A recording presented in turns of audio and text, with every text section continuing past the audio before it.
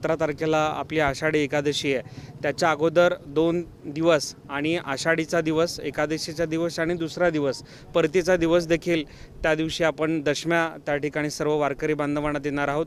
4 दिवस वारकरी बांधवांच्यासाठी महाप्रसादाचं नियोजन करण्याचं देखील एकनाथजी शिंदे साहेबांच्या माध्यमातून वैयक्तिकरित्या त्या ठिकाणी करण्यात येणार आहे। पाणी बॉटलचा आता आपण उल्लेख केला की पाणी बॉटल्स प्रशासनाच्या माध्यमातून तर देण्यात येणारच आहेत, मात्र शिंदे साहेबांच्या वतीने देखील स्वतः शिंदेसाहेब सगळ्या वारकरी बांधवांच्यासाठी पिण्याच्या पाण्याची देखील व्यवस्था त्या ठिकाणी उपलब्ध करून देणार आहेत।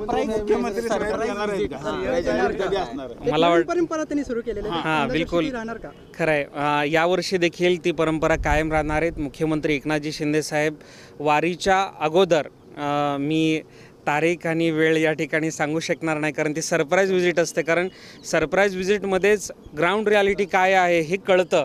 प्रशासनाचं काम कुठपर्यंत आलेलं आहे, काय कमतरता आहेत, काय करणं अपेक्षित आहे, या सगळ्या गोष्टींचा आढावा ज्या पद्धतीनं गेल्या 2 वर्ष मुख्यमंत्री महोदय घेत आहेत त्याच पद्धतीने यावर्षी घेणार आहेत। आणि मुख्यमंत्री महोदय यावर्षी संत ज्ञानेश्वर महाराजांची पालखी असेल किंवा संत तुकाराम महाराजांची पालखी असेल, या दोन्ही पालखींपैकी एका पालखीमध्ये यावर्षी चालणार देखील आहेत वारकरी बांधवांच्या सोबत आणि वारीचा अनुभव देखील घेणार आहेत।